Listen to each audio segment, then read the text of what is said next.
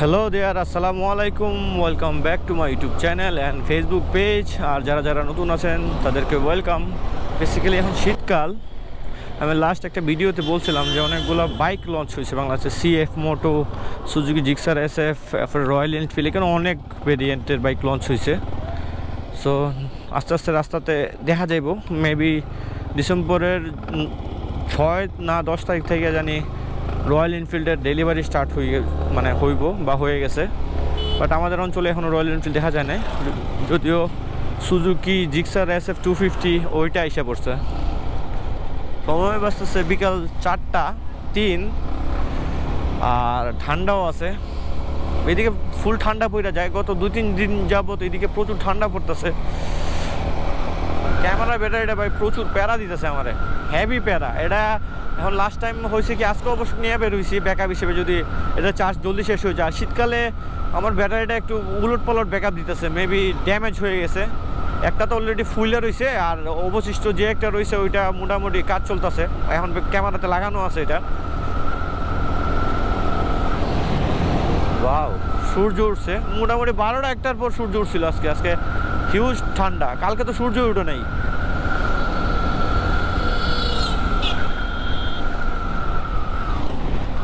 তো আমি আজকে আপনাদের ক্যামেরাটা একটু আগে মুছতে নেই। আজকে আপনাদের একটা আইডিয়া দেওয়ার চেষ্টা করব। নতুন একটা স্ক্যাম স্টার্ট হয়েছে। আমি খুব সুন্দর একটা জায়গা, এদিকে রোদ, মানে সূর্যাস্ত যেতেছে, এদিক দিয়ে একটা নদী, আর এখানে বাইকটা MT-15 যে বাইকটা নিয়ে আসছি।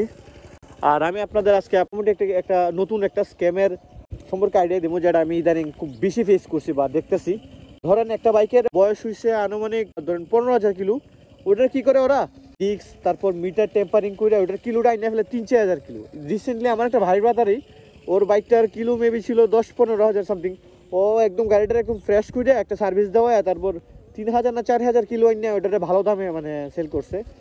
এখন অ্যাকচুয়ালি ফ্রেশ গাড়িগুলারই টেম্পারিং করা হয়। আমি এটা একটু আপনাদেরকে দেখাই। আপনি ধরেন 15,000 কিলো পর্যন্ত, 12-15,000 কিলো পর্যন্ত মোটামুটি ডিস্ক স্প্লিটটা বোঝা যায় না যে এটা আপনার মানে গাড়িটার বয়সটা বেশি হয়েছে কিনা। 15,000 কিলোর পর গিয়ে ডিস্ক প্লেট বলেন, চাকা বলেন, বা গাড়ির রংটা আস্তে আস্তে ফেড হওয়া স্টার্ট হয়।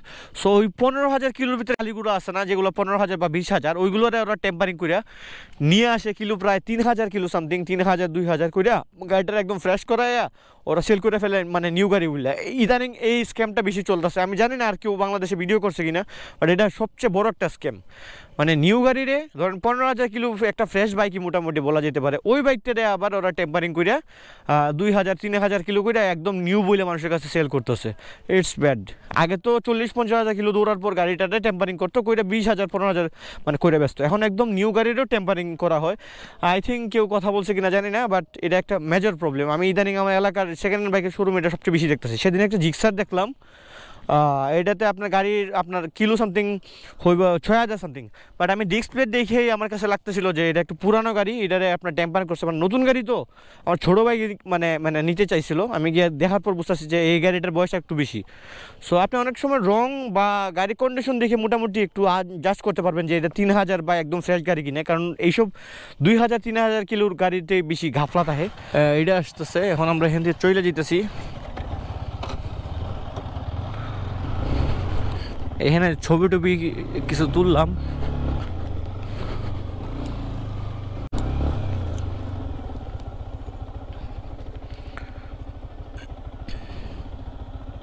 এখানের সিনারিটা আপনাদের একটু আবার দেখাই। This is the bike. এই চারদিকে আপনার ধানের জমি, কিছু কাটা হয়েছে, কিছু আবার কাটবো মেবি, এইগুলো আবার পাকা হইতেছে। এইদিকে নদী আছে, নদী বা খাল যে কোনো একটা।